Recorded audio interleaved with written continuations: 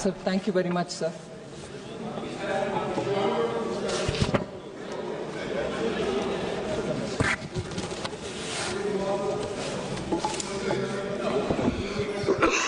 So today, after 6 hours of discussion, we are dealing with 4 bills which were presented by me with your permission. The second and the final, normally, I'll say it even upfront, sir, supplementary demand for grants, normally up to 3 governments are allowed to bring in. But we have made it as a possibly a self-imposed rule that we don't go beyond 2. So this is the second and the final supplementary demand for grants for 24-25. So that is one of them. Excess demand for grants 21-22 of the Union government. Third is the budget of Manipur 25-26 and supplementary demand for grants 24-25 of Manipur. And the budget for Manipur, sir, it is 25-26, but it is more a vote on account. And we are seeking time for about 6 months. So these are the 4 which we are taking up for discussion, and a lot of members have participated. So just I'll highlight the top features of each one of them. The second supplementary demand for grants has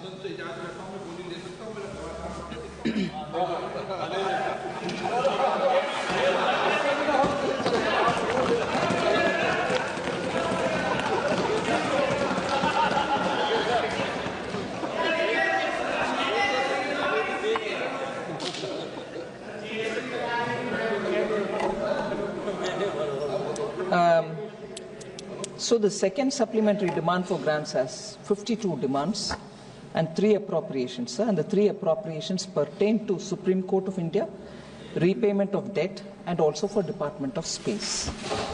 I'm not getting into the detail, although I felt it might be useful for me to talk about what the technical supplementary is about and token supplementary is about, and also the cash supplementary. I'm not getting into the details because many members are fairly seized of these details.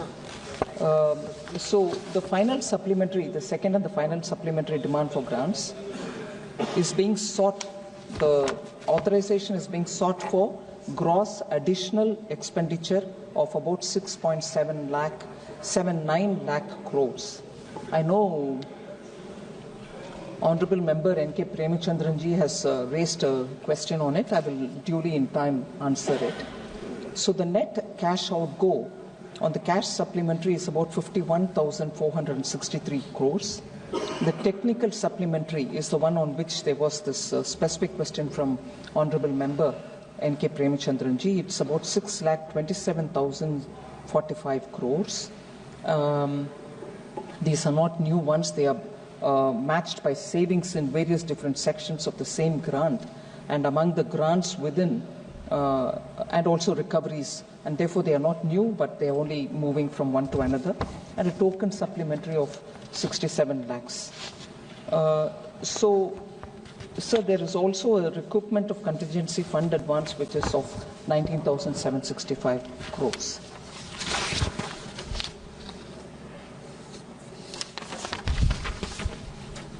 So the cash supplementary, I'll just highlight 1 or 2 of them. I don't want to go into each one of them. The most important things are the one which is given for fertilizers, which is 14,100 crores. And that is for urea, P&K, fertilizers, subsidy, and so on. And also pensions of the civil nature.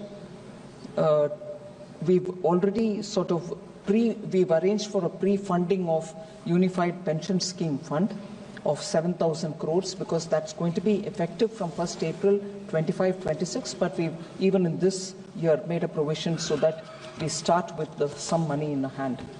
So pensions take one major chunk, and there are others. But one other thing which I'd like to highlight is we have fiscally restored the public finance of J&K, and I'm very happy to say, sir, during the last 3-4 years, we've spent a lot of time cleaning up the J&K finances. Several committed expenditures which were laying a heavy burden on the states, we have taken over, and we've also paid and cleared it. So actually, this is a point which I'll humbly like to place before this House, because the fiscal deficit to GSDP of J&K was over 12%. That has now been brought down to 3%. Literally in the last 4 years, we have made sure that wherever they have huge arrears, we would fund them to clear the arrears, so that the state is not going to be in a difficult position when elected government comes into place. So much before the elected government came into place, we have ensured that the fiscal deficit was brought down to 3%, adequately taken care of for many other payments and so on.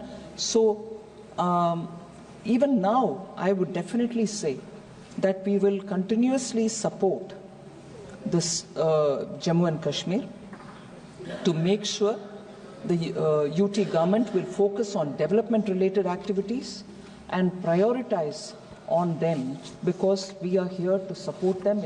The state needs a lot of development activities. So without going into very many others, there is one point which I didn't think I should emphasize, but I will place it before you, sir. Agriculture and farmers' welfare gets 2,186 crores. It is an enhancement of an outlay for the PM Kisan, and the forthcoming year 25-26 also the BE, the budget estimate for that coming year, also is kept in mind, with this enhancement also taken on board. So this is not an enhancement that we've given and forgotten and gotten back the BE to the last year's level. This enhancement inclusive is what our calculation for BE for the next year is. Without taking much of a time detailing on the technical supplementary, sir, there is only one point on the technical supplementary that I would like to highlight: repayment of debt. Because this is a point on which I've heard quite a few honorable members speak about debt to GDP of the government. Is there any measure being taken to take care of debt burden? So on that, it is necessary for us to understand that this supplementary demand for grants in the technical supplementary gives a big role of 5,54,349, which is somewhat answering N.K. Premachandraji, but I'll talk about it in detail a bit later. That 5,54,349 goes for repayment of debt. Repayments of 14-day treasury bills, because we can't make an estimate of how much states would keep in the treasury bills, so approximately 4 lakh crore.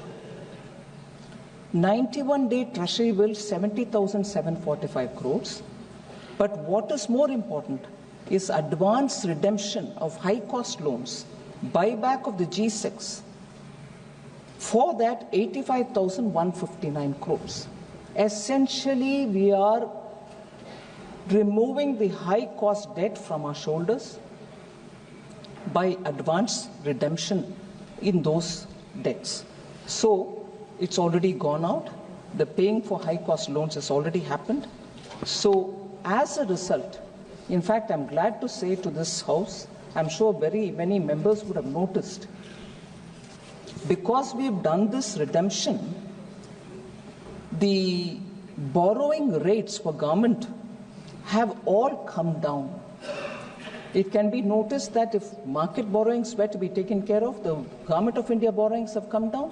And I'm sure as a result, when states go to the market to raise their bonds, their rates also will be far lesser. So it's a constant endeavor to make sure that we do not have excess demand. That's the next one which is coming for discussion, the excess demand for grants, which is for fertilizers and pensions. 2 appropriations, namely for Defence Ministry, Civil, which is a charge section, and also for Ministry of Railways. So the excess demand for grants for 21-22, sir, is 1,291 crores. But we are, and I repeat, there is a constant endeavor that we do not go on with excess demands. We'll ensure that we do not have too many excess demands happening, because frequently we are looking and reviewing at cutting down. The third one is the Manipur budget, sir. Manipur budget total receipts are 35,368 crores. Revenue receipts are 27,231 crores. The state's own tax is about 2,634 crores and non-tax is about 400 crores. They are the receipts. Total expenditure has been estimated at 35,104 crores and the revenue expenditure is 21,512 crores, capital is 7,773 crores. A receipt of 1,300 crore is projected under the special assistance for states, which is the 50-year interest-free amount that we give as a loan, but essentially eventually it is going to be a grant. And that is for the year 25-26. So as I said before, it is a vote on account asking for 6 months and at this stage for an amount of 17,947. Here too, similar to the way in which we have helped J&K, we are providing all the financial assistance to support a faster recovery of the economy for Manipur, sir. That is something which I'd like to put for consideration of all members. We will continuously support so that the recovery is faster. The supplementary demand for grants for 24-25 of Manipur is also on the table here, sir. And supplementary demand for grants for 24-25 is an amount of 1,861 crores. It covers 20 demands and 1 appropriation. 948 crore is being sought for revenue expenditure. 913 crore supplementary is for capital expenditure. One good thing which has already been done for the Manipur finance management is they never had a contingency fund till now. Now, when we are coming up with this vote on account and a supplementary demand for 24-25, 500 crore corpus is being given so that they will have a contingency fund from now kept every year. If necessary, more can be added to it. But that system which did not exist before, we have now brought in. So, other than this, sir, there were very many discussion points which were on the general discussion of the union budget, not specific to these 4 which are on the table today.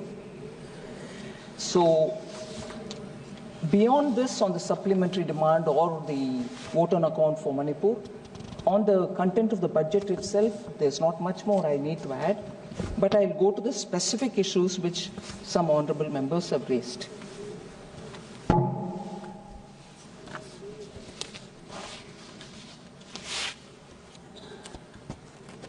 Sir, I was here when I heard Member Gogoi speak about the GST. I'm going into the details of some of the budget-related and not so directly related to the budget.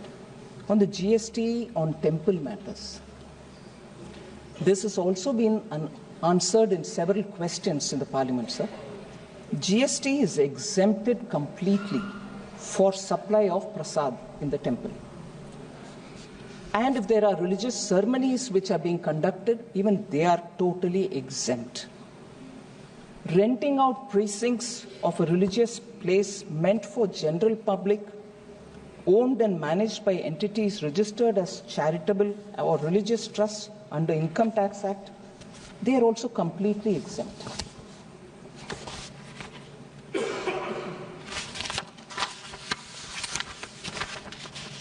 Services by any entity registered under the sections 12AA and 12AB of the Income Tax Act by way of charitable activities, be it with the temple or related to temple or otherwise, they are also completely exempt. So I want Honorable Member Gogoi to recognize that GST or income tax has completely exempted temple-related activities. And here, the credit goes to all the finance ministers who are seated in the GST Council, in which finance ministers belong to different parties. It is not just the union government which is seated in the GST Council. So when we talk on the GST, it is equally a contribution which every finance minister coming from every state of this country is contributing to. And GST, 99.9 times Every decision taken there is unanimous.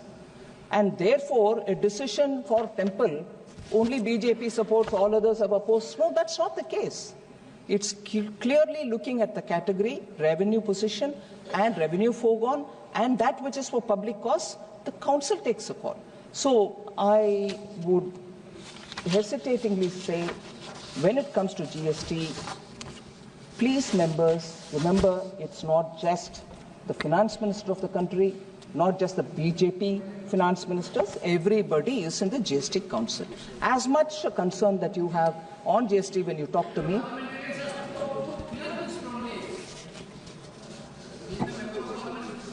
अभी कुछ देर पहले मैंने ज्ञान दिया था पर असर नहीं दिख रहा. चलो.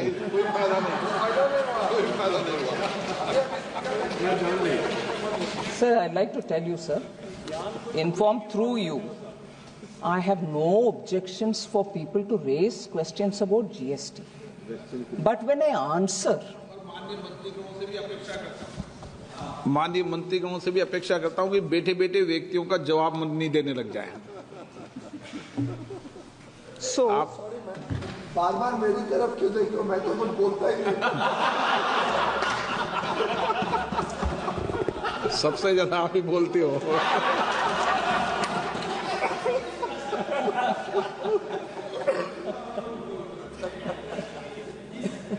Sir, the second issue, again, not related to the four budgets and supplementary demand for grants, but since the matter was raised and it's my duty to answer, I will answer that, sir. On the concern which Honorable MP Gogai raised on defense-related matters, don't look at defense from accounting and audit only. Very well taken. Point well taken, sir.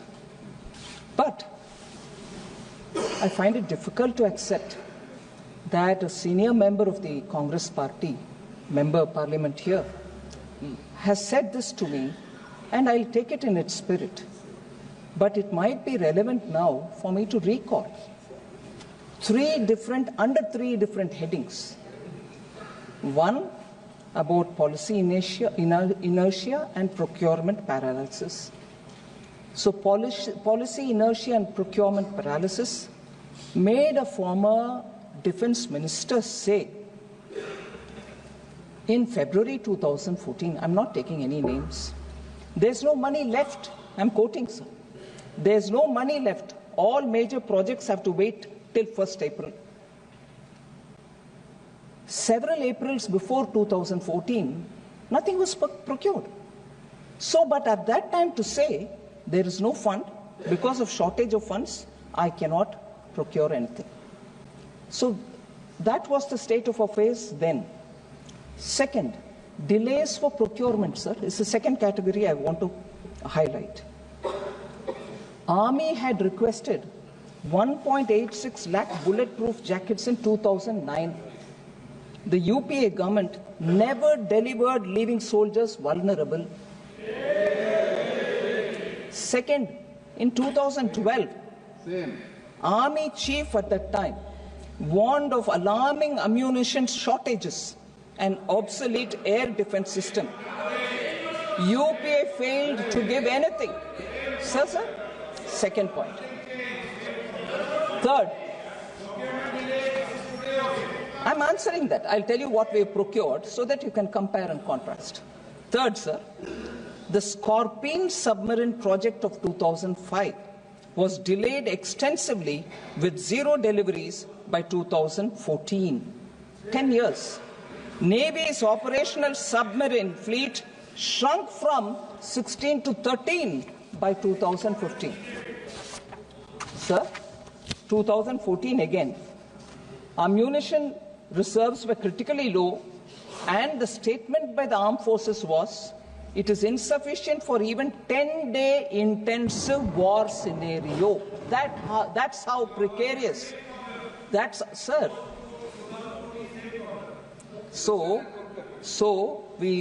I'm giving the data so that it can be compared, sir. I have no problem. Compare and say the same thing. Sir, but you've said, I'm speaking, addressing you, sir, because you've called my name. I'm sure you know, bete, what you want to come. I sought the permission and khade hue. 2014 ammunition, sir, that is over.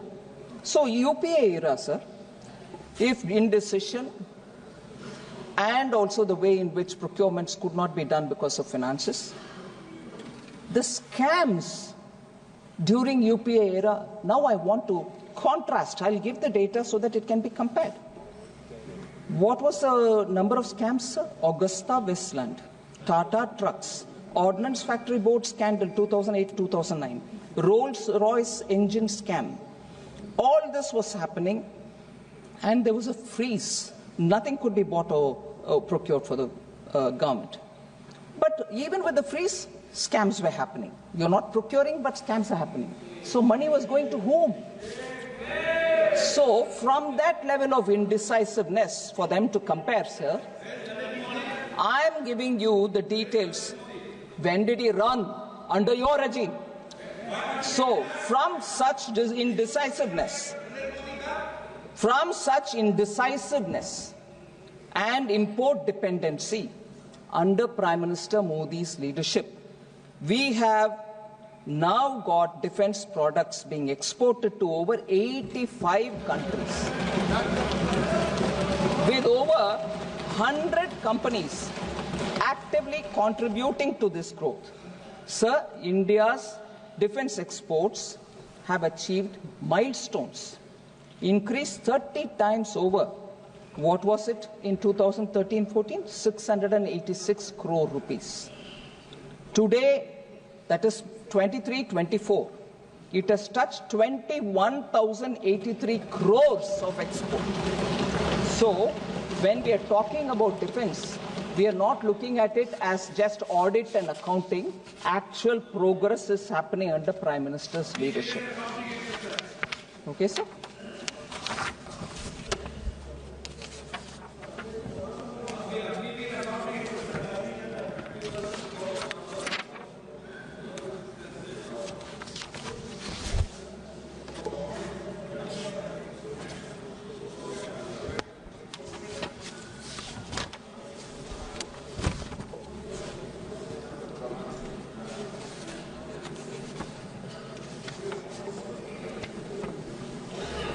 So then we had a member, Sri Alfred Orther,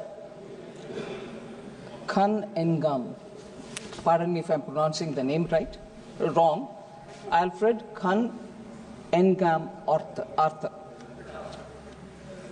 He felt that the state's Manipur's budget, which is normally bifurcated between hill and valley allocations, as per a particular order which was issued in 72. This time we have not kept that bifurcation. I'd like to inform the honourable member, no, that bifurcation is intact. What was issued in 1972, that custom is being followed even now. The documents prepared in this budget also have this bifurcation. The e-budget portal, if I can draw his attention, of the state government, where the budget documents were uploaded, on 10th March 2025, have detailed demand for grants with this bifurcation intact. So I would just want to give a clarification on that. The other question, sir, steps which have been taken for Manipur to restore normalcy. So with the collective effort of both the centre and state government, there has been an improvement in overall law and order situation in the state to a large extent. Except for some sporadic incidents in the fringe areas and the incident of the 8th of March 2025 in Kang Pokpi, there has been a decreasing trend in the deaths, injuries, arsons, firing, and so on. Currently, 286 companies of CAPF, 137 columns of army and Assam rifles are together deployed with the with the Manipur State Police to maintain law and order. Also, sir, recovery of arms and ammunition looted are underway. Recovery is underway. So, following a public notice which was issued by the governor on 20th February 2025, the recovery has seen an increase. Also, sir, there is a free movement along the national highways. Convoy movement of goods, essential commodities that are being carried out are continuing, and that will ensure availability of essential commodities in the state. Helicopter service has also resumed so that most district headquarters are connected for ease of travel for the public. And, sir, displaced persons, because of violence, the displaced persons who are now living in relief camp, about 60,000 persons are currently residing in relief camps, and about 7,000 persons have returned to their homes. 400 crores have been provided under the MHA's special package for relief camp operations and to support those who are affected. And more support will be continuously provided. I did hear one of the members saying, have you given anything for it? So this is the amount which I want to say. And also, under the PM Awas Yojana Gramin, 7,000 houses have been approved very recently to provide housing to those who are displaced. So various other supports have also been given to the relief camps, such as healthcare, including mental health support, skill and livelihood training, and also for education. So the administration is involved in talking with people and helping them to get their priorities served. Priority is also given for release of funds from the center, such as for centrally sponsored schemes. So the major and critical projects that are being monitored and reviewed regularly for timely completion include tying up for required funds, such as for the national highway projects, railway projects, civil secretariat, Churachandpur Medical College, Manipur water supply project, triple IT at Mayangkang government residential accommodation. For all these priority, on a priority, monies are being released. Sir, I now come to the specific question of Sri N.K. Premchandranji, who said technical supplementary over 6 lakh crores is very huge. I sort of answered it earlier, but I want to go into details. The 5.5 lakh crore pertains to a single appropriation, that is repayment of debts. Within the repayment of debt, 4 lakh crore of technical supplementary has been sought for the states to facilitate the deposit into and withdrawal of 14 days T-bills. The central government is helping the states and providing a platform for short-term investment which can be withdrawn by the states on a need basis. Second, for prudent fiscal management, about 85,000 crore of government securities were bought back, and about 99,000 crore redemption of 91 days T-bills. That is the advance payment of costly, expensive loans. When the government engages in active debt management, sir, which is a dynamic process by very nature, and is aiming at reducing the cost of borrowing for both the union and the states, the governments need to have requisite flexibility to attain that objective.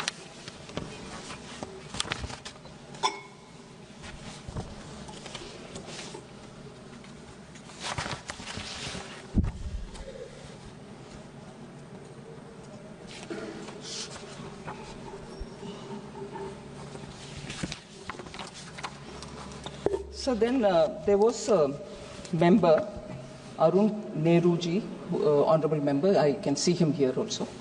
He's raised questions about several accomplishments of Tamil Nadu, and he's mentioned about debt to GSDP of the state being lower than that of the union government, and women's participation in labor force higher than the national average, also says of the higher enrollment ratio. So let me upfront say, sir, we are very proud of the achievements which Tamil Nadu has made. My birth has happened in that state. My younger days, my student days, my family, everything belongs to Tamil Nadu. We are from there. Very proud of all the achievements. There's no hesitation in admitting. But in the context of the debt, to compare a state's debt with the centre's debt may not be appropriate. And I would like to draw the attention of the honourable member, because the debt to GSDP of Tamil Nadu is for the state and only for the state, while the debt to GDP of the union government and is for the country as a whole, including exclusive subjects which have no bearing on the states, such as defense, railways, communication, and foreign affairs. They are exclusive to the center, and they have also got to be managed. So, union government works together with the states, with all states, and for the welfare of Tamil Nadu.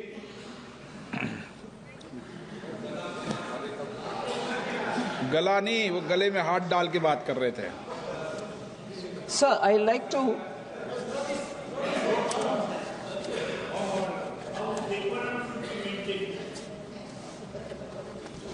So I want to highlight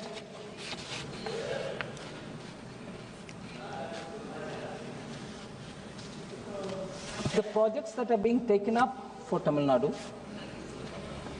So on 19th June 2024, the Union Cabinet approved viability gap funding for the schemes for implementation of offshore wind energy projects. They are only in 2 states, Gujarat and Tamil Nadu. And the total amount put together for both the states is 7,453 crores. Second, Tamil Nadu Defence Industrial Corridor, sir, which has 6 nodes, Chennai, Tiruchirappalli, Coimbatore, Salem and Hosur, was inaugurated even in 2019. Several defence PSU, I'm not talking about private separately, but private also put together, if we were to get some figure, 3,123 crore, even during the inauguration of the corridor, was invested. Now, 2nd July 2024, Ministry of Defence signed MOUs under the Defence Testing Infrastructure Scheme to set up testing facilities in unmanned aerial systems, electronic warfare, and electro-optics domains in Tamil Nadu Defence Industrial Corridor, that is from the central government. Third, PM Mitra Mega Textile Park in Virudunagar is one of the 7 under the PM Mega Integrated Textile Regions and Apparel Scheme. So, if all over the country there are 7, one is in Tamil Nadu. Fourth, in 2022, PM virtually inaugurated 11 new government medical colleges in Tamil Nadu. 11 in Tamil Nadu.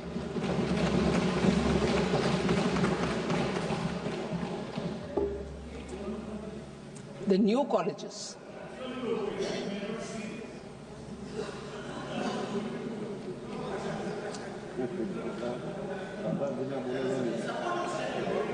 The new colleges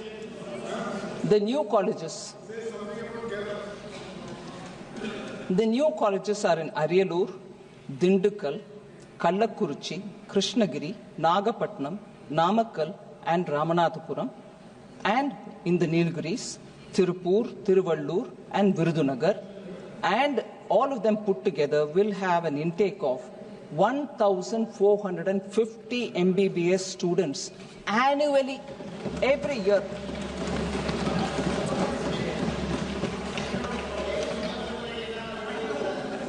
Sure, no problem. So, fifth, Tamil Nadu was one of the four states selected under the promotion of Medical Device Park scheme with a final approval for financial assistance of 100 crores given. So that is some of the investments. I'll come to specifics of railways. Between 2014 and 24, what are the ones which are commissioned?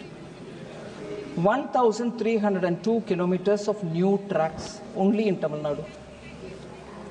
2,152 kilometers of electrification, 215 kilometers per annum, that is 3 times of 75 kilometers, which was during 2009 and 14. 2009 and 14, they did only 75 kilometers annually. What is being done under Prime Minister Modi is 215 kilometers annually. 687 rail flyovers and under bridges. So this is just a crisp account of railways. Let's go to metros. On October 3rd, 2024, Chennai Metro Rail Project Phase 2 was approved by the Union Government as a central sector project, which is 65% of the fund of 63,246 crores. 63,246 crores is the total. Of that, 65% will be financed by the central government. Then, it will comprise of 3 corridors. Madhavaram to Sipcot, Lighthouse to Poonamali Bypass, Madhavaram to Sholinganallur. आप तमिलनाडु का इतना विकास बता दोगी तो और राज्य भी मांग करने लग जाएंगे आपसे. So roadways, 4,100 kilometers of national highways have been constructed in Tamil Nadu since 2014. Sorry?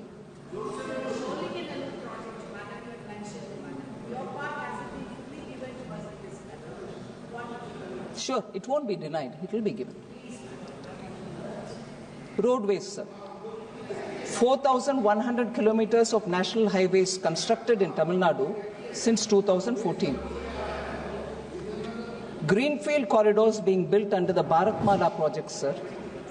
Bengaluru-Chennai Expressway, Chennai-Salem corridor, Chittoor-Thachur corridor, Bangalore Ring Road, which also has an impact, Bengaluru-Kadapa-Vijayawada corridor. So, development of 2,414 kilometers of national highway corridors with a tentative capital cost of 81,131 crore is approved in Tamil Nadu under Phase 1 of Bharat Pariyojana. I'll move to airways. Airports operationalized under the Regional Connectivity Scheme, UDAN, Salem 2018. Airports are also planned to be operationalized in Neyveli and Vellore. Coimbatore and Tiruchirappalli airports covered under Krishi Udan scheme to assist farmers in transporting agriculture products. Sure. Prime Minister inaugurated the new integrated terminal building, Phase 1 of Chennai International Airport, developed at the cost of 1,260 crores. So, in addition to the new integrated terminal building, will increase the passenger serving capacity of the airport, which is 23 million, from 23 million passengers per annum to 30 million passengers per annum, sir. And then, in every one of these new terminal which is getting built, the striking reflection of Tamil culture in terms of kolam, in terms of saris, in terms of temples, are all elements of how those airport terminals are being constructed. There are others which I'll just briefly point out, sir. The renovation and modernization of Grand Anicut Canal System, which is a very old one, Kallanai in Tamil, is underway, which is an important source of irrigation for the entire delta districts, which is considered to be the rice bowl. The modernization of this canal is to be taken up at a cost of 2,640 crores. 4th March 2024, Prime Minister witnessed the initiation of core loading of India's indigenous prototype fast breeder nuclear reactor of 500 megawatt capacity at Kalpakkam in Tamil Nadu. Also, sir, PM inaugurated in February 2024 and laid the foundation stone of a multiple development project worth 17,300 crores at Thoothukudi, Tamil Nadu, sir, and that includes foundation stone of the Outer Harbour Container Terminal, and the other projects aimed at making Vavu Chidambaram Port India's first green hydrogen hub port. India's first green hydrogen hub port in Tamil Nadu. 25th February 2024, PM Modi dedicated new composite TB research facility at Tiruvallur in Tamil Nadu, FSSAI microbiology lab at Coimbatore, and the National Center for Aging in Chennai. All this is for Tamil Nadu, sir. Honorable Member Arun Nehru ji, please take this on your observation about Tamil Nadu and how much is being given for Tamil Nadu. I would also like to recollect, sir, about this worry that debt of Tamil Nadu is far lesser than the debt of India. I've also already mentioned as to why comparing that one state cannot be applicable for the rest of the states. But we've already said because of COVID, where the debt to GDP went to the level of 61% of the GDP, we've already brought it down to 57. And in my budget speech, we've said by 2030, as per the recommendation of one of the committees which went into it, we will bring the debt to GDP to 50 plus or minus 1 by 2030, 50% of the GDP. So it's already a commitment. We are working towards it. So the concern that the honorable member has about debt of the union government, comparing that with the debt of one state, will have to be put in this perspective. And the third, sir, high level of women's participation in the workforce, diverse employment opportunities. At the same time, I'd like to appreciate for the state's work as much as put on the table a point on which all of us will have to introspect. We'll have to introspect, sir. We cannot on the one hand say a state is developed, we are giving opportunities for employment, this is the kind of industrialization happening, but equally give us an increasing number of Manrega demands. If actually that is available, why would Manrega increase, sir?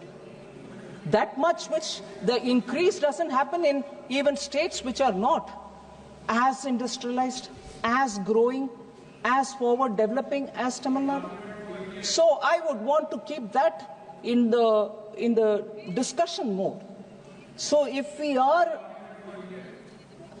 for whoever, for all of us, for you, for me, for everybody. So it can't just be, sir, this is the way you peg it. Now I'll be taking the milestone elsewhere. So the kind of well-wishing, the goodwill thinking that we said that we'll hear speeches, we'll ask questions, we'll respect the institutions doesn't apply. It's only during the time of the speech we'll say that, and after that we'll continue doing what it is. That's not how it works, sir. We raised issues, we'll answer questions. When we speak, please have the strength to listen. You may deny me, you may argue with me, you may question me, but you should have the patience to listen.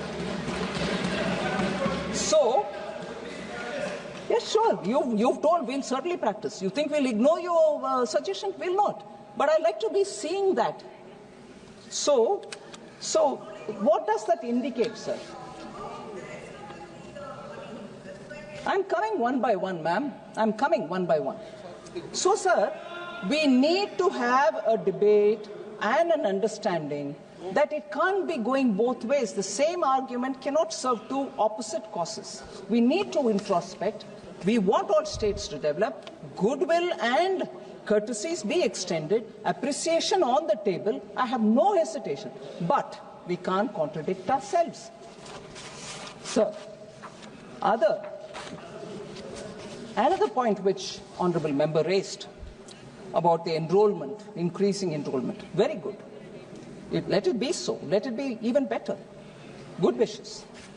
But, sir, the ASER report, which was brought out in 2024, brought out in January 25, but a report pertaining to 2024. That report assessed the children's proficiency in reading, arithmetic, and digital literacy across India. Unfortunately, sir, Tamil Nadu was one of the weakest performers before and after the pandemic, which I'm not saying this with a sense of, haha, look at it. I feel absolutely disheartened. I don't want to say it, but I need to answer the honorable member. So I will quote this. It is not my report. It's a report prepared by an organization called Pratham. It's not me. So what did the report say, sir? Class 3 reading levels. 8.6% of the students cannot even read letters. 18.2% can read letters, but not words. 36.3% can read words, but only of class 1 standard. Okay, sir? Which is, 1st class, 1வது வகுப்பு படிக்கக்கூடிய மாணவர், class 3rd class இருக்கக்கூடிய மாணவர், class 1 வகுப்புல 1வது வகுப்புல இருக்கக்கூடிய லெவல் தான் படிக்கிறாங்க. Only 12% can read at a class 2 level. So class 3% at class 2 level is only reading it. You reach class 3, but you can only read class 1. Now, is educational outcome important or not? Or are we looking at only enrollment? So, honorable member who spoke about enrollment being very high should answer also on what is the outcome, sir. So, it should be, cannot be a propaganda, and substance should come into the discussion. So this is important, sir, and therefore I come to, I can't see the member here, Azad Kirti Jha spoke about how various items on which he felt BJP claimed that by 2022 we'll give houses for everybody. We are definitely giving houses for everybody in every state as well. But my question is, sir, scams, all India level performance, I like to put before you. Sir, teachers recruitment scam is something on which honest job seekers and vulnerable students who were enrolled in schools, we need to have somebody look into that as well. If Azad Kirti Jha is talking about scams, he should look at this teachers recruitment scam as well. Similarly, 10,000 plus crores PDS scam, sir, which affects poorest of poor. On that, I wish Azad Kirti Jha looks at and talks about how scams are predominating in West Bengal. 100 crore midday meal fraud has happened in West Bengal. So Azad Jha, Kirti Azad should look at that. He should raise questions in Bengal about it. So, in CAG, the CAG report, March 2021, financial misappropriation and malpractices worth nearly 2 lakh crores by West Bengal government was detected by the CAG, and therefore आप अगर जो प्रश्न उठाओगे तो उसका जवाब तो माननीय मंत्री जी देंगे ना। तमिलनाडु वालों ने उठाया तो तमिलनाडु का जवाब दे रहे, गुजरात वाले उठाते गुजरात का जवाब दे, जो उठाएंगे उन्हीं का जवाब देंगे ना मंत्री जी। तो मंत्री जी उन्हीं का जवाब दे रहे हैं जिनका उठाया है, जो राज्य ने उठाया उन्हीं का जवाब दे रही हो आप। तो दीजिए आप जवाब। अब तमिलनाडु वालों ने उठाया, तमिलनाडु वालों का जवाब देंगे। अब बंगाल वालों उठाया, बंगाल का सुनो। About West Bengal, sir. सुनो ना, बंगाल की भी सुनो। About West Bengal, I've said about how इन बंगाल वालों को cut सुनाओ। money is being a problem. West Bengal Chief Minister herself, the Chief Minister of West Bengal herself, asked all the representatives of her party about the cut money that has been taken. Let the cut money be returned. Let the cut money be returned is what the Chief Minister herself said. Can we have the cut money returned? Sir, therefore, what I want to say here, sir, if the honorable member mocks for us for not delivering on a promise, I want to say what we have delivered, and this is our government's achievement. Jan-Dhan accounts, sir. 54 crore Jan-Dhan banks accounts have been opened. I want Kirti Azad to please recognize this and also recognize the CAG report which tells about scams in West Bengal. PM Awas Yojana, sir, 4 crore houses have been constructed for the poor. Swachh Bharat Abhiyan, 12 crore. SBM, 12 Bengal पूरा कर दो जाने वाले हैं. Sir, he has gone away. 12 crore household toilets built. Sir सच बोलने में कड़वा लगता है, मगर उसके लिए आत्मविश्वास चाहिए बैठकर सुनने का, उनके पास नहीं है. मैं एक्चुअली इनवाइट करती हूं डीएमके के मेंबर्स को भी, कांग्रेस को मेंबर्स को भी. एक आध विषय बाकी है मेरे पास, बोलना है उनके बारे में. छोड़ दीजिए. सौभाग्य योजना, 21 crore rural households have been electrified. Jal Jeevan Mission, over 12 crore households provided with tap water connection. PM Ujjwala Yojana, 10.3 crore LPG connections have been provided. Ayushman Bharat, 36 crores have got health insurance cover of 5 lakh. And Bengal, of course, has denied giving Ayushman Bharat to its own people. So, Trinamool नाम में, मगर जो छोटे लोग हैं, छोटे-छोटे ground में लोग हैं, उनका कुछ फायदामंद काम नहीं करते हैं वो. So, पश्चिम बंगाल में आयुष्मान भारत स्कीम विड्रॉन. जल जीवन मिशन इतना स्लो प्रोग्रेस है सर. पीएम उज्ज्वला योजना applications are lying in wait, delayed formation of the district Ujjwala committees for LPG connection. High pendency, corruption and misgovernance in PM Awas Yojana, corruption and nepotism on West Bengal government's Bangla Awas Yojana. Fir refused to participate in the aspirational districts program, forced delays in critical infrastructure. Only 21% of the land required by the Indian Railways have been procured, बाकी procurement नहीं हुआ है.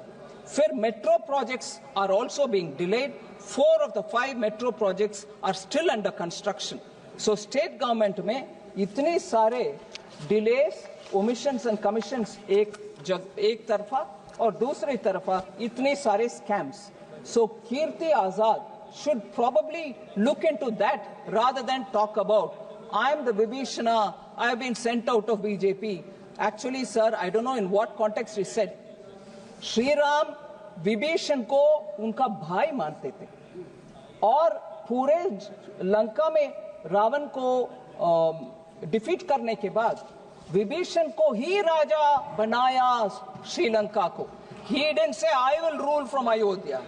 उनको राजा बना करके उधर रखे आए थे. सो इनके विभीषण का समझ पता नहीं क्या है, उनके स्टेटमेंट पता नहीं क्या है, कौन किसको बाहर हटाया. राम तो उनको भाई माने, इसीलिए थोड़ा रामायण ठीक से पढ़ना चाहिए.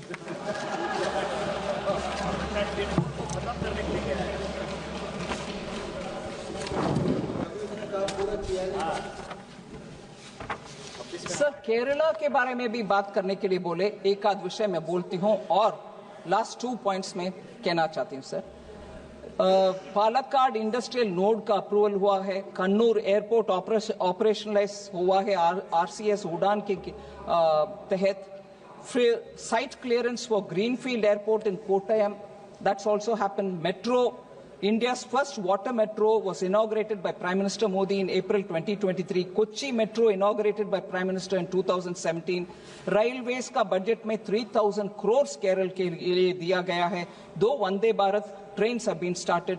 Social infrastructure तो बहुत सारे हैं, मैं उनके लिए अगर वो इधर होते हैं तो बात कर सकते थे. सर थोड़ा सेंसिटिव है सर विषय, मैं जरूर इसमें पार्लियामेंट के रिकॉर्ड में ये विषय रखना ही चाहती हूं. ऑनरेबल मेंबर, कितनी देर रखी है आप ही है. Thank you sir. Su Venkatesan ने बताया India is not Hindia. Kashi Tamil Sangam को प्रायोरिटाइज करके बहुत सारे पैसा उसको लिए देते हैं, हमें नहीं देते हैं. और ये भी बोले हम 1-1 रुपया जो देते हैं उसमें 29 पैसा ही वापस दिए. जब मैं रिप्लाई दिए for Arun Nehru ji, पूरे लिस्ट आउट किया कि तमिलनाडु के लिए क्या स्टेप्स हम ले रहे हैं। वो पैसा सब का गिनती हो रही है कि नहीं हो रही है मुझे मालूम नहीं है। अगर सिर्फ if they want to say for every rupee that they have given you're giving only 29 paisa, so Tamil Nadu government से मैं पूछना चाहती हूँ और मेंबर्स से पूछना चाहती हूँ, क्या सिर्फ कोयम्बतूर और चेन्नई के ऊपर ही आप खर्च करोगे? क्योंकि रेवेन्यू उधर से ही आता है। पेरम्बलूर, कोविलपट्टी, शिवकाशी, रामनाथपुरम, तिरुवनंतपुरम, इन सबको पैसा कहां से आएगा? क्योंकि नहीं देना चाहिए ना। जहां कलेक्शन हो रही है उसको ही ऊपर खर्च करना है, तो क्योंकि उनका 1 रुपया का 29 ही हम दे रहे हैं पैसा। फिर कोयम्बतूर्ல இருக்கிறவங்க கோயம்புத்தூர் மேலே खर्च பண்ணுங்கன்னு சொல்லுவாங்க, செலவு பண்ணுங்கன்னு சொல்லுவாங்க। சென்னைக்காரங்க எங்க மேலே செலவு பண்ணுன்னு சொல்லுவாங்க। பெரம்பலூர் எங்க போவோம், கோவில்பட்டி எங்க போவோம், அவங்களுக்கு செலவு எங்க இருந்து வரும்? அதனால கேக்குற கேள்வியில கொஞ்சம் யோசிச்சு கேட்டா பதில் கூட நல்லா சொல்லலாம்। அவங்களுக்கு தெரிஞ்சே கேக்குறாங்க இந்த மாதிரி கேள்வி, தப்பு, அது அப்படி கேட்க கூடாது। இன்னொன்னு, ஆனந்த விகடன் கார்ட்டூன் ஏன் நிறுத்தி வச்சிருக்கீங்கன்னு கேட்டார்।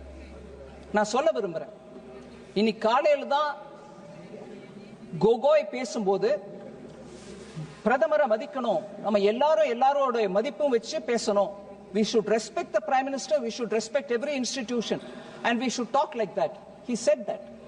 But if that cartoon from that magazine shows Prime Minister with his hands under cuff and feet in chain, because they want to say America sent our students like that, so with Trump sitting there and Prime Minister sitting there, they've drawn a cartoon showing Honorable Prime Minister with handcuff, both for his leg and for handcuff. Do you want to support it? I'd like to ask my honorable member Gogoi, அதுக்கு உங்களுடைய support இருக்கா?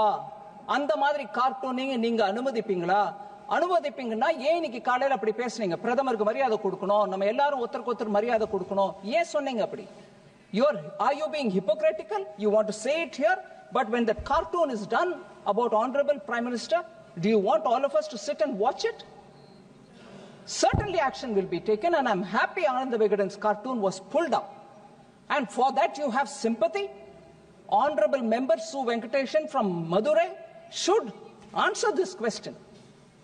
Whereas in Tamil Nadu, anyone uttering one word against the Honorable Chief Minister of Tamil Nadu is arrested midnight. And they want to talk about freedom of expression? I want to ask him. Then, he also said, Manipur is burning, nobody has gone there. I want to remind them, sir, in 1993, when Rajkumar Dorendra Singh of the Congress was the Chief Minister of Manipur, a major flare-up between Kukis and Nagas happened between April and December 1993, resulting in, do you know the numbers, sir? I shake while I read this.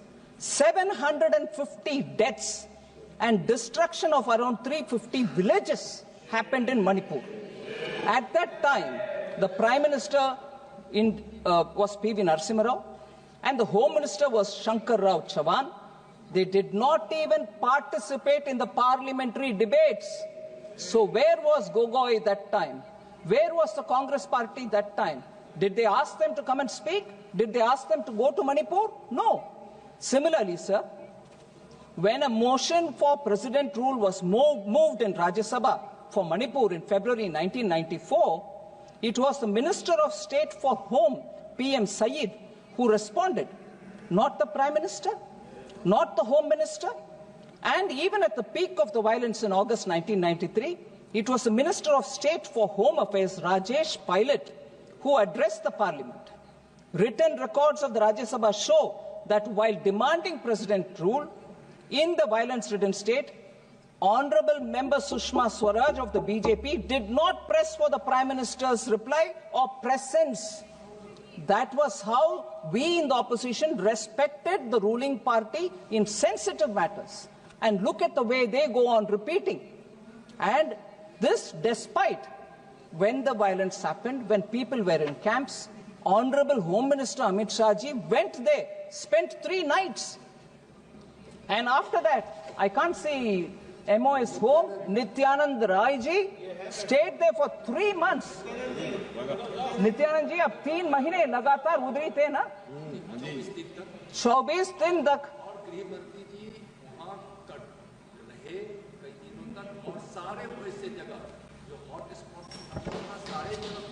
खुद गए थे और हर camp में गए और लोगों से बात की, मगर आपके समय पर आप डिस्कशन पार्लियामेंट में भागीदारी भी नहीं दिखाया और आपके मंत्रीगण नहीं गए और जवाब देने में भी आपको संकोच था. And did the Prime Minister then, who served as Prime Minister between 1991 and 1996, ever visit Manipur? In 1993, the violence happened. 750 people died. Did the Prime Minister, the Congress Prime Minister, did he visit then? Would they first apologize for that? The fault lines of misgovernance, sir, of last 50, 60 years should be kept in mind. There are further clashes. 1997, 98, which claimed nearly 350 lives during the tenure of Prime Minister I.K. Gujral. Did he visit Manipur to console the people or extend anything of an apology? No. The Chief Minister of Manipur, Congress leader Ibobi Singh, admitted that Manipur witnessed 628 bunds during his period. Blockades during the last 15 years from 1995 till June 2010 under Congress in center and Congress in state, causing huge loss to the tune of 2,828 crore in the state.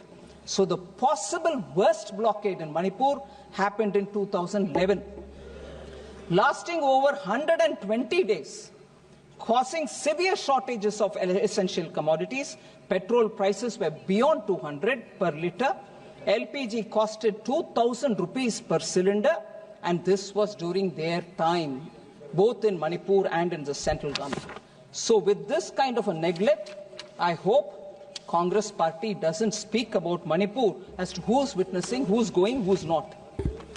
So with that, I would want to come to another point which Honorable Member Rani Sri Kumar spoke about. She spoke about education, she spoke about Tamil. She also said, we have taught civilization. I'm translating roughly what she said. We have taught civilization for over 4,000 years. We don't want you to teach us. She also spoke about how Manipur is suffering. She also spoke about Tamil's civilization. She also spoke about Nirbhaya funds. She also spoke about Dravidian model of governance that has put women at the forefront by giving free bus passes. I want to highlight, sir, 4000 வருஷம் நாகரிகம், பண்பாடு, கலாச்சாரம் எங்களோடது, எங்களுக்கு யாரும் நீங்க சொல்லி கொடுக்க வேண்டாம் அப்படிங்கற அந்த அர்த்தத்துல பேசினாங்க.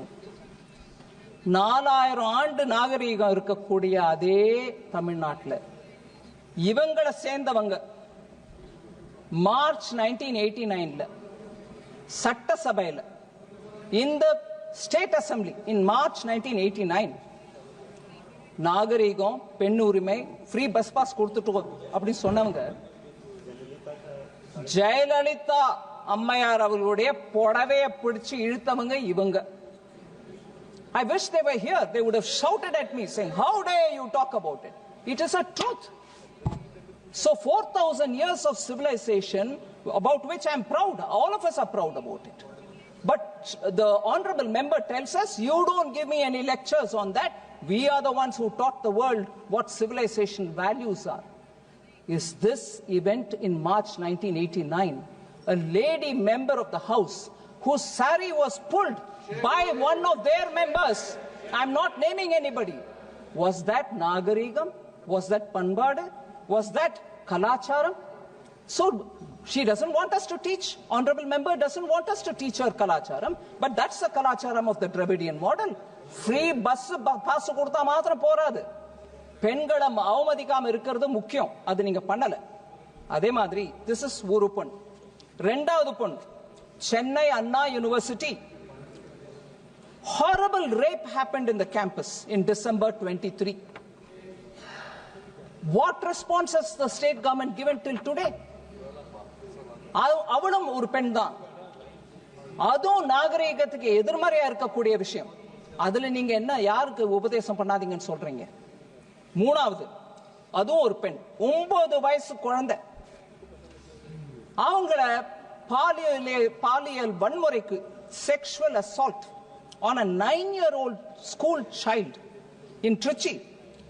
What action has been taken? Honorable members telling us don't preach us on Kalacharam, Panbad.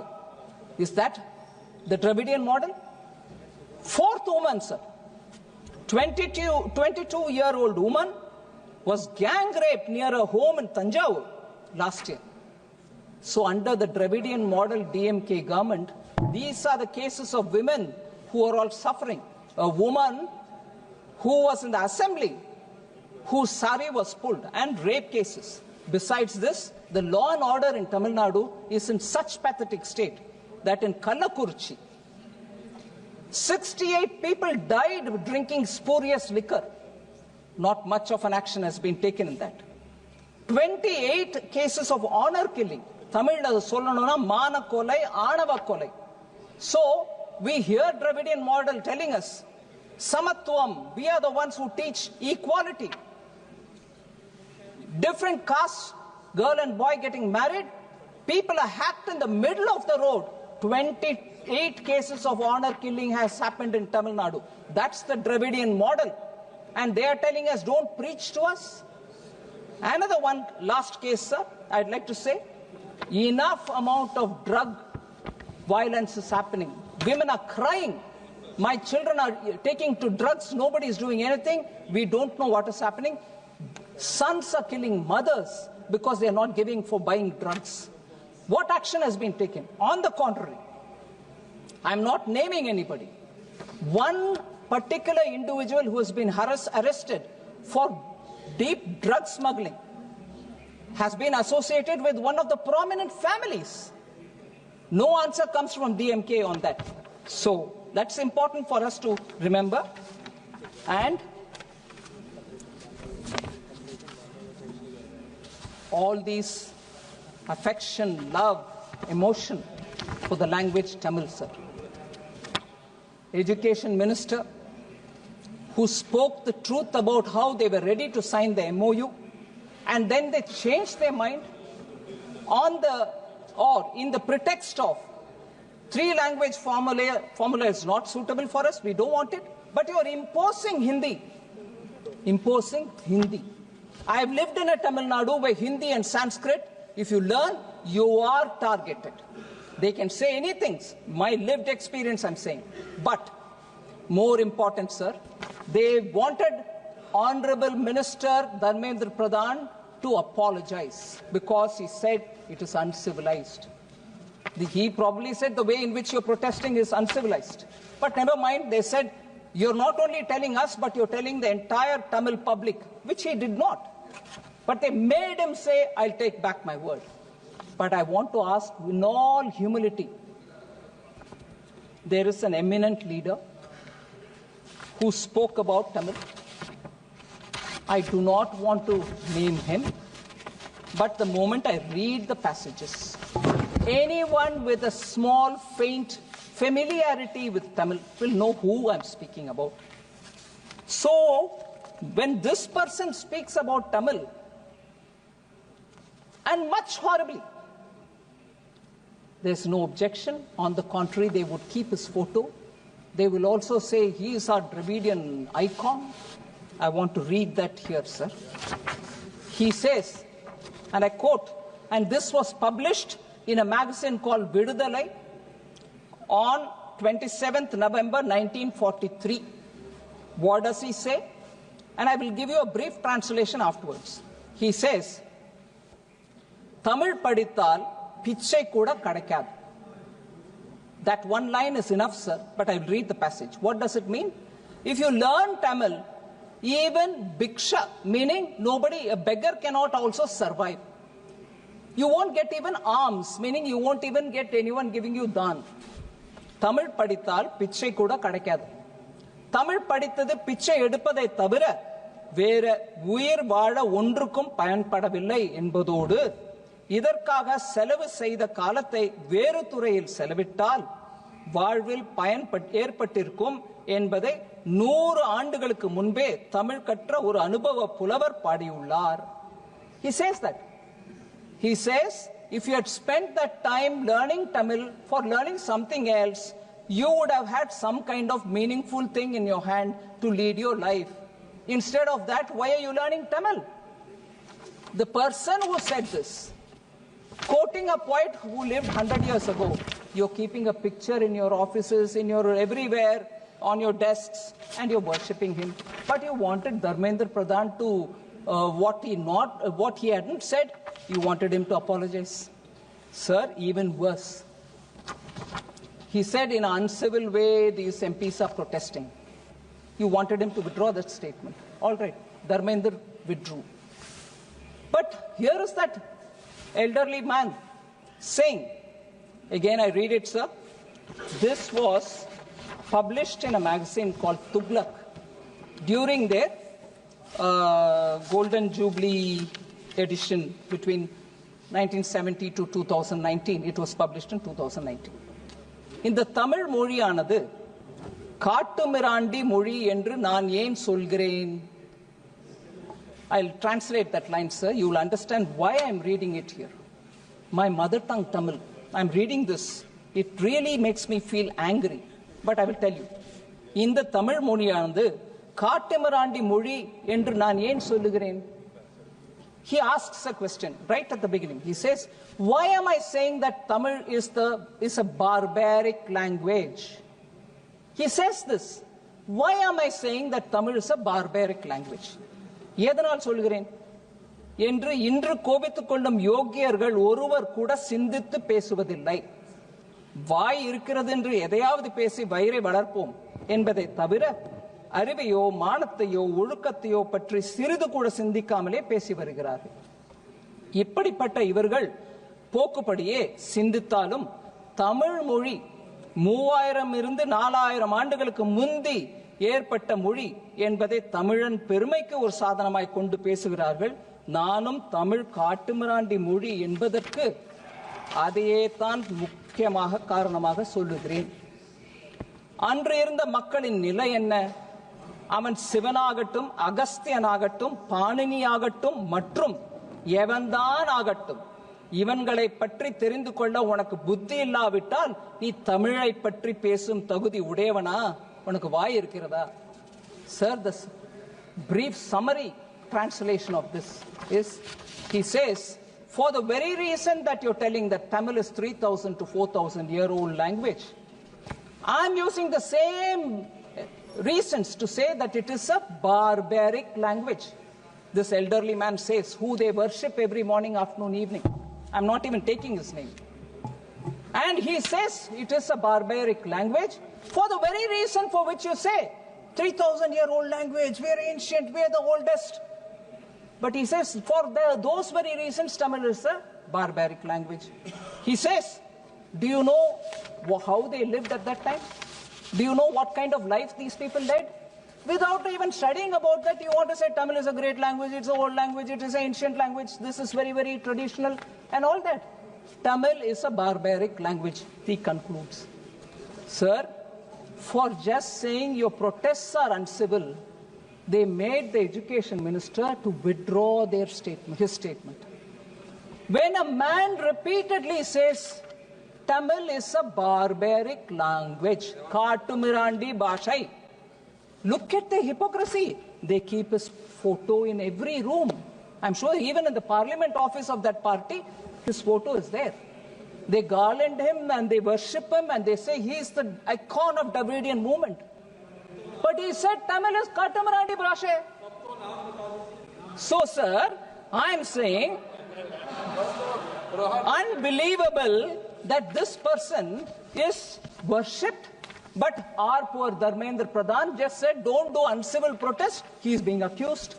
And if their love for Tamil is so much, how can they worship somebody who said Tamil is a Katumirandi Bashai? Lastly, sir, this very man, this very person who was elderly, also said in a magazine called Vidudalai and dated March 16, 1967. He observed that Tamil scholars and pundits deserved to be imprisoned for life. So if you were a pundit of Tamil, you were learning Tamil, you were a scholar in Tamil, he said, put them all in the jail. And even worse, he said, hang them, as they did not create anything that led to the society's progress. Society's progress. There is no contribution. Those people who love Tamil, who write in Tamil, who have scholarship in Tamil, they have not contributed anything to the society. So hang them, he said. But no, I worship them. That is their Dravidian model politics. And worse, there was a Tamil conference, World Tamil Conference, which was held, sir. He says, census, you can take a census of everybody there and enumerate the number, all of them are fools. That is how far he went to call about those people who were in the World Tamil Conference of 1967. These are the golden words of this elderly man. And he said, learning Tamil will not help you. Not even in your begging will it help you. They have a great love for Tamil. They don't want imposition of Hindi. New education policy actually says learn in your mother tongue till class 5, if possible till class 8. Even better, till intermediate. That's what the new education policy says. But no, they want to imagine it is imposing Hindi and they don't want to therefore talk about it. But wrongly, they create a political mess in Tamil Nadu, denying children their right to learn. And they worship a person who called Tamil a Kattumirandi Bhasha. Kattumirandi Mudi, barbaric language. The person who said that is the person who they worship. And here they say this even to an educated and honest Minister of Education. So that is the hypocrisy, and I'm sure I would like you to kindly allow me to say this final word. They are sure that I would come to say all this, and they don't have the strength to face this, and therefore they have gone away. இந்த விஷயத்தெல்லாம் எடுத்து நான் சொல்லுவேன். தமிழ்ல ஒரு காட்டுமிராண்டி மொழின்னு சொன்னவரை பத்தி பேசுவேன். அவரை வழிபடுற அதே மக்கள் இன்னைக்கு எங்களுடைய எஜுகேஷன் மினிஸ்டர் மன்னிப்பு கேட்குமாறு கேட்டார்கள். இது எல்லாத்தையும் நான் எடுத்து சொல்லுவேன்ற அந்த பயத்துல தான் இந்த ஹவுஸ்ல உட்காராம அவங்க ஓடி போயிட்டாங்க. ஆனாலும் எனக்கு தெரியும், அதை டிவியில பார்த்துட்டு தான் இருக்காங்க. அவங்க தமிழ்நாடு முழுவதும் இது டிவியில பார்க்கும். இவங்களுடைய ஹிப்போக்ரசியை எடுத்து உரைக்க வேண்டும். நான் தமிழ் மக்களுக்கு சொல்லுகிறேன், மோடி ஐயா மூலமாக வந்திருக்கிற நியூ எஜுகேஷன் பாலிசி ஏழை எளிய மக்கள் அனைவருக்கும் உதவியாக இருக்கக்கூடிய பாலிசி. அதனால் இதற்கு எதிர்ப்பு தெரிவிக்கும் திராவிட முன்னேற்ற கழகத்தை நாம் நின்று அவங்களை கேள்வி கேட்க வேண்டும் என்று பணிவன்புடன் கேட்டுக்கொள்கிறேன். தேங்க்யூ.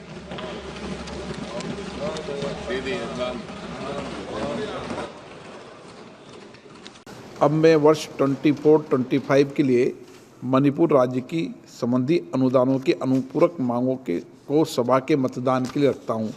प्रश्न ये कि अनुदानों की अनुपूरक मांगों की सूची के स्तंभ 2 में मांग संख्या 1, 3, 5 से 7, 40, 20, 23 से 25, 29, 13, 33, 34, 38, 42, 46, 48 और 49 के सामने दर्शाए गए मांग शीर्षों के संबंध में 31 मार्च 2025 को समाप्त होने वाले वर्ष के दौरान संधाई के क्रम में होने वाले खर्चों की अदायगी हेतु आवश्यक राशियों की पूर्ति के लिए अनुदानों की अनुपूरक मांगों की सूची के स्तंभ 3 में दर्शाई गई राजस्व लेखा और पूंजी लेखा संबंधी राशियों से अनधिक संबंधी राशियां मणिपुर राज्य की संचित निधि में से भारत के महामहिम राष्ट्रपति जी को प्रदान की जाए।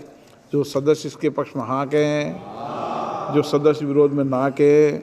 मेरे विचार में निर्णय हाँ वालों के पक्ष हुआ। हाँ वालों के पक्ष हुआ। वर्ष 24-25 के लिए मणिपुर राज्य से संबंधित अनुदानों की अनुपूरक मांगे पारित हुई। आइटम नंबर 20 माननीय मंत्री जी Sir, I rise to move for leave to introduce a bill to authorize payment and appropriation of certain further sums from and out of the Consolidated Fund of India for the services of the financial year 24-25. प्रश्न है कि विधेयक को पुनर्स्थापित करने की अनुमति प्रदान की जाए। जो सदस्य इसके पक्ष में हाँ कहें, जो सदस्य विरोध में ना कहें। मेरे विचार में निर्णय हाँ वालों के पक्ष में, हाँ वालों के पक्ष में। माननीय मंत्री जी विधेयक को पुनर्स्थापित करें। Sir, I introduce the bill. Item number 21 माननीय मंत्री जी। Sir, I rise to move that the bill to authorize payment and appropriation of certain further sums from and out of the Consolidated Fund of India for the services of the financial year 24-25 be taken into consideration. प्रश्न है कि विधेयक को विचार किया जाए। जो सदस्य इसके पक्ष में हाँ कहें, जो सदस्य विरोध में ना कहें। मेरे विचार में निर्णय हाँ वालों के पक्ष में, हाँ वालों के पक्ष में। विधेयक पर विचार करने हेतु प्रस्ताव को स्वीकृत किया गया। अब सभा विधेयक पर खंडवार विचार करेगी। प्रश्न है कि खंड 2 और 3 विधेयक का अंग बने। जो सदस्य इसके पक्ष में हाँ कहें, जो सदस्य विरोध में ना कहें। मेरे विचार में निर्णय हाँ वालों के पक्ष में, हाँ वालों के पक्ष में। खंड 2 और 3 विधेयक का अंग बना। प्रश्न है कि अनुसूची विधेयक का अंग बने। जो सदस्य इसके पक्ष में हाँ कहें, जो सदस्य विरोध में ना कहें। मेरे विचार में निर्णय हाँ वालों के पक्ष में, हाँ वालों के पक्ष में। अनुसूची विधेयक का अंग बनी। प्रश्न है कि खंड 1 अधिनियम सूत्र विधेयक का पूरा नाम विधेयक का अंग बने। जो सदस्य इसके पक्ष में हाँ कहें, जो सदस्य विरोध में ना कहें। मेरे विचार में निर्णय हाँ वालों के पक्ष में, हाँ वालों के पक्ष में। खंड 1 अधिनियम सूत्र और विधेयक का नाम पूरा नाम विधेयक का अंग बने। मंत्री जी अब प्रस्ताव करें कि विधेयक को पारित किया जाए। Sir, I rise to move that the bill be passed. प्रश्न है कि विधेयक को पारित किया जाए। जो सदस्य इसके पक्ष में हाँ कहें, जो सदस्य विरोध में ना कहें। मेरे विचार में निर्णय हाँ वालों के पक्ष में, हाँ वालों के पक्ष में। प्रस्ताव स्वीकृत हुआ, विधेयक पारित हुआ। आइटम नंबर 22 माननीय मंत्री जी। Sir, I rise to move for leave to introduce a bill to provide for the authorization of appropriation of monies out of the Consolidated Fund of India to meet the amount spent on certain services during the financial year ended on 31st March 2022 in excess of the amounts granted for those services and for that year. प्रश्न है कि विधेयक को पूरा स्थापित करने की अनुमति प्रदान की जाए। जो सदस्य इसके पक्ष में हाँ कहें, जो सदस्य विरोध में ना कहें। मेरे विचार में निर्णय हाँ वालों के पक्ष में, हाँ वालों के पक्ष में। माननीय मंत्री जी विधेयक को पूरा स्थापित करें। Sir, I introduce the bill. Item number 23 माननीय मंत्री जी। Sir, I rise to move that the bill to provide for the authorization of appropriation of monies out of the Consolidated Fund of India to meet the amount spent on certain services during the financial year ended on 31st day of March 2022 in excess of the amounts granted for those services and for that year to be taken into consideration.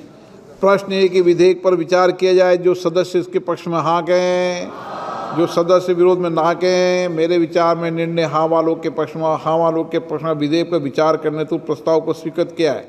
अब सभा विधेयक पर खंडवार विचार करेगी। प्रश्न है खंड 2 और 3 विधेयक का अंग बने। जो सदस्य के पक्ष में हाँ कहें, जो सदस्य विरोध में ना कहें। मेरे विचार में निर्णय हाँ वालों के पक्ष में, हाँ वालों के पक्ष में। खंड 2 और 3 विधेयक का अंग बना। प्रश्न है कि अनुसूची विधेयक का अंग बने। जो सदस्य इसके पक्ष में हाँ कहें, जो सदस्य विरोध में ना कहें। मेरे विचार में निर्णय हाँ वालों के पक्ष में, हाँ वालों के पक्ष में। अनुसूची विधेयक का अंग बनी। प्रश्न है कि खंड 1 अधिनियम सूत्र विधेयक का पूरा नाम विधेयक का अंग बने। जो सदस्य इसके पक्ष में हाँ कहें, जो सदस्य विरोध में ना कहें। मेरे विचार में निर्णय हाँ वालों के पक्ष में, हाँ वालों के पक्ष में। खंड 1 अधिनियम सूत्र विधेयक का पूरा नाम विधेयक का अंग बने। मंत्री जी प्रस्ताव करें कि विधेयक को पारित किया जाए। Sir, I rise to move that the bill be passed. प्रश्न है कि विधेयक को पारित किया जाए। जो सदस्य इसके पक्ष में हाँ कहें, जो सदस्य विरोध में ना कहें। मेरे विचार में निर्णय हाँ वालों के पक्ष में, हाँ वालों के पक्ष में। प्रस्ताव स्वीकृत हुआ, विधेयक पारित हुआ। आइटम नंबर 24 माननीय मंत्री जी।